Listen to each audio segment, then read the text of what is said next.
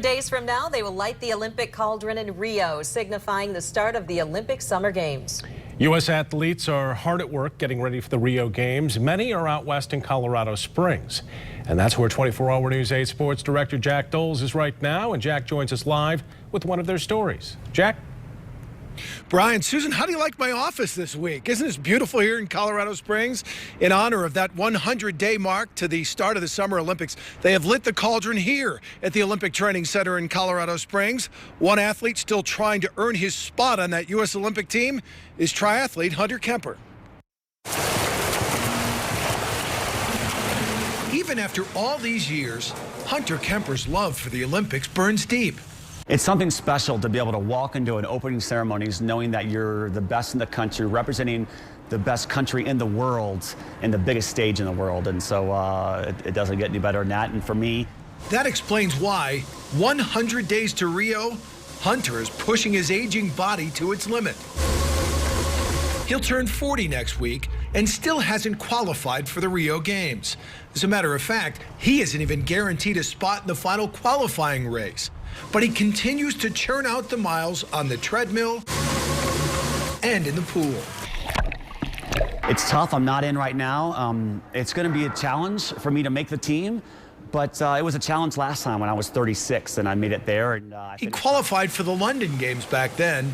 Hunter has also competed in Beijing, Athens, and Sydney. If he manages to make his 5th Olympic team, he'll be the only triathlete in the world who can make that claim. Going for my 5th Games and trying to make history. He'll also have a chance to earn the one thing that's missing from his resume, an Olympic medal. Is the career a little bit incomplete if you don't get that moment?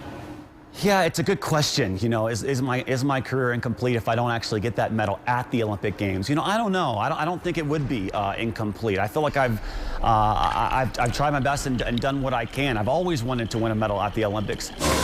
But if that doesn't happen, I'm okay, you know, because in the end, I'm more than just a triathlete, you know. I'm a believer in Christ. I'm a Christ follower. That to me is first and foremost. God is first and foremost in my life. And so, you know, for me, if I can hang my hat on that and make him proud, make the king proud, then ultimately I've done a good thing.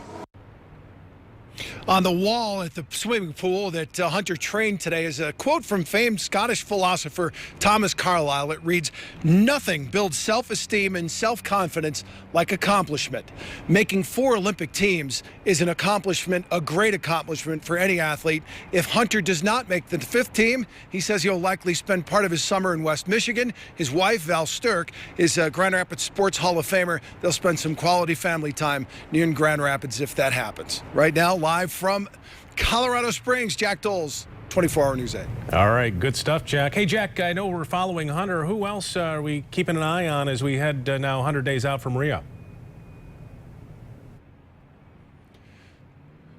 Well, Brian, at 6 o'clock in sports, we'll hear from wrestler Andy Bisick, who trained for 6 years at Northern Michigan University. He said that lack of things to do made it a very good place for a wrestler to train and learn his craft. So we'll hear from Andy later on. We're going to talk to Clarissa Shields later, 6 o'clock our time out here for a future story. So we're also going to catch up tomorrow with Olympic gymnast Sam McCulloch, who was an NCAA champion at University of Michigan. So quite a bit coming your way. Yeah. There are a lot of great Michigan athletes that'll be taking part of the games in Rio. Yeah, wow. It's going to be awesome. Can't wait to hear from them. Jack, thank you for the live report from Colorado.